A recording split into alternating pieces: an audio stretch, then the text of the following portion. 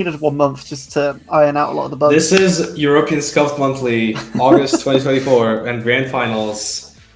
We present to you Nico coming from winners and DOREMY coming from losers. Good luck, have fun to both these players. Good luck, have fun. This is sure to be an interesting match.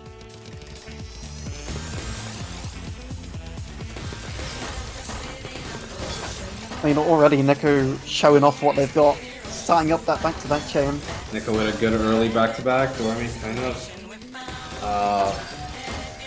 just trying to run away with it, but the L piece must drop? No. No, already in quite a bit of a sticky situation. There wasn't much DOREMY could do at the top of the board there. Just had a bit of a rough start. Yeah. So looks like Nico's very well adapted to this rule set. You can't really give Nico that much time at all to breathe. But at the same time, I can say DOREMY's also adapted quite well, but DOREMY's definitely had a more difficult time adapting.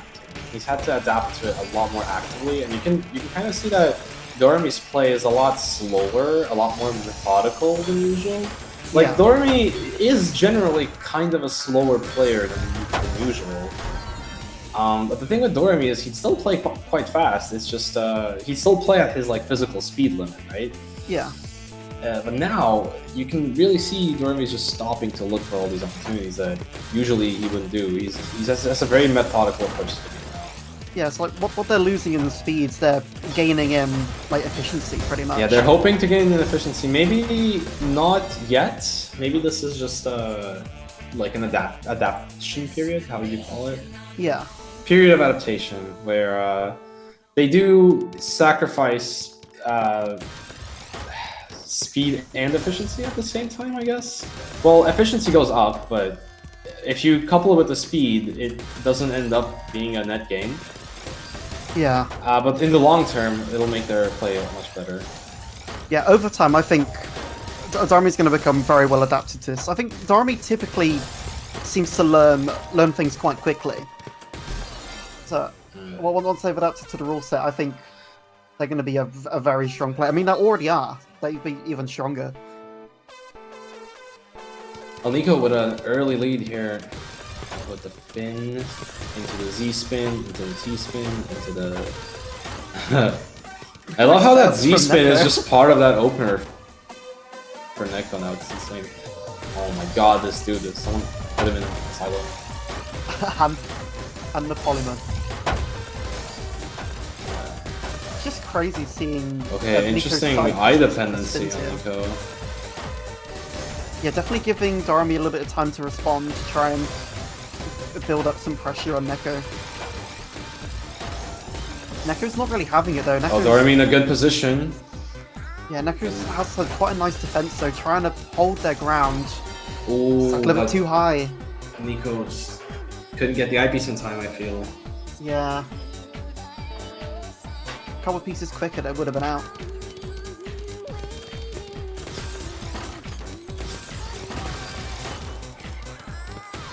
I love this opener from Neko. Yeah, this is something. That 20 spike doesn't even touch DOREMY though. Yeah, DOREMY was able to fend off very, very well. I'm actually in a pretty good clean situation here. Interesting. Z-piece. Spire from DOREMY. You're looking alright though. Neko under a lot of pressure, needs to bounce back, get some pressure back on. But both looking pretty clean actually. DOREMY's got a lot of spike coming on here. It's not going to be quite. Why does DOREMY let Neko get away with that there though? That's a pretty easy position to fill. Yeah, I'm surprised. DOREMY just didn't really have much there to send.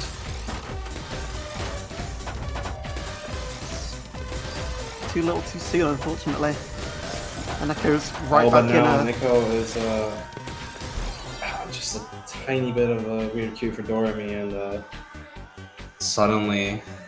Yeah, you give your opponent just a little bit too much time to breathe, and they just really run away with it. what's so scary about these two. And Allspin is working very well for Neko's opener, able to just climb that back-to-back up a bit more. Although Doremy's got a back-to-back chain going, having to cut it off in favour of a skim. Try and survive. Good. Nico should have a good bounce attack on this, but yeah, it's one of those weird cues. Yeah. It looks very tough to navigate and it doesn't have too much potential for damage. Although, saying that, they managed to find something nice now. Back into a much better situation.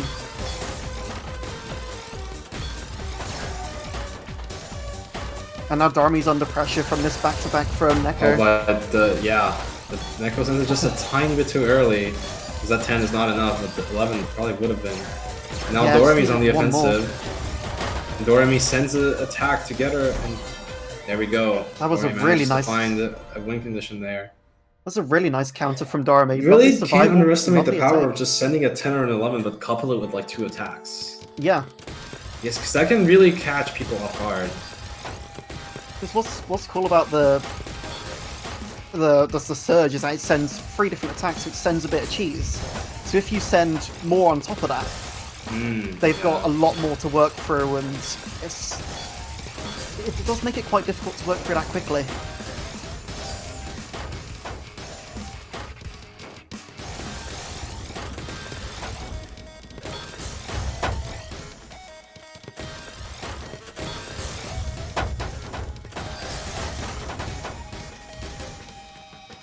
Oh, Doremy blocked off their well, no! That was well played by Neko though.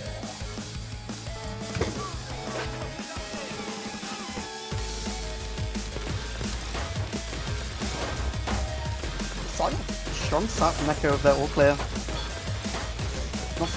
Only sending 5 garbage, but it helps keep the back-to-back up. Doremy under a lot of pressure. But Nico's back-to-back is building fast, and look at that, that's the spike I've been talking about in 37. Oh, but Doremy had a downside for it though. Doremy's chilling though. Just eats that 37 like it's breakfast. Needs to get some of that. Nico did surprise us earlier at the beginning of the tournament with like a 47 like that. Nico really has the hang of his rule set. Yes, Nico had 47 early in the tournament. I think that the highest I've seen so far, I think it's something like a 51 spike. It was crazy to see the spikes people can get on this. And just the creativity from the players with those all spins, finding those ways to keep their back-to-back active. It's really interesting to watch. It's just so mesmerizing. Just think Nico couldn't find the anything there. 24 for Doremy, he's but still chilling though, even though he can't find the continuation. Oh, and the IPs gets stuck. He gets stuck by the chip to the T. The amount of times I've seen that I miss drop is that's got to be one of the most killing miss drops ever. Let's see if that's the momentum that Doremy needs. It might be. Nico's gonna get all nervous about that. Nico opting not to go for back-to-back there. No, but it pays off. It pays off off of like Doremy's miss drop. Yeah, Nico's able to keep the head in the game despite that last round. He's able to keep that pressure up on Doremy. Oh, Tetris PC, okay. Keeps back-to-back. It's like oh, that one also keeps back-to-back. For a back-to-back loop. Nico back-to-back PCing. Mechanical? Oh my god. Oh my gosh. The disrespect and the spike. Oh my god. 2:48 PM peak there. But Doremy is still chilling. What a survival from Doremy. That is actually insane. I almost feel bad for not watching Doremy's POV there. And still, back-to-back 9 advantage on Nico and yeah, this is giving Nico pulling off 2:28 PM consistent, and Doremy's still chilling. This back finally breaks it, but Doremy has a down stack again. Oh, and but that missed shot. Oh, that's so unfortunate. Doremy looked like they were getting out of that for a minute. Nearly a full minute with like 100 APM difference. That's such a heartbreaking missed drop to see as well. That's insane. Nico drops the TPs. What a play from Nico there, and what a survival from Doremy at the same time. Yeah, I thought Doremy's going to get out of that again for a second, but... But Doremy put all they had in it. Yeah. Just ran out of steam. Jim's drop was inevitable. Yeah. And Nico getting on a good back-to-back chain again. Very clean 6-3 stack. Nice donation as well. Have to drop the TPs, but...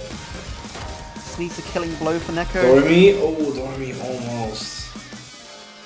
That felt survivable, maybe. Maybe. Not sure. There might, with the right piece queue, I think there might have been something there possibly, but I think Not it would entirely have. sure. Yeah, I think it would have been difficult anyway, because I'm sure Neko would have had something to follow up there. Yeah, but at this point, Nico's point lead is getting quite crazy, and Nico's gonna pull out the 4-wide here. Not really able to find a combo anywhere. Doesn't really get anything off of that 4-wide. Yeah, and that's given Doremy a lot of time to build up their back-to-back chain. Might have to send but Doremy still has to set up the conditions for a kill there. Yeah, ooh, I think beautiful. Doremy's Okay, trying breaks for a by the 30 spike. That's the spike There he we needs. go. That's what he was looking for. That's a lovely follow-up from Doremy. You can have a 15 back-to-back, but you still need to create the kill conditions to go with it. It's just yet another attack part of your spike. Like, unless you're lucky, you need to have that follow-up.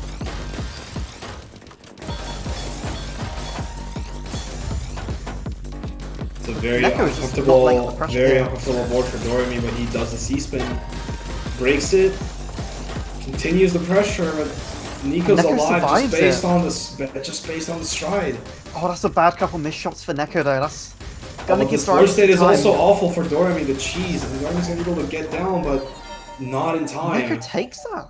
And Nico at a championship point. I can't believe Neko took that still. Just a single round win separates Nico away from his first ETM victory. Yeah, Doremy really needs a reverse sweep here. It's possible, but it's going to be tough.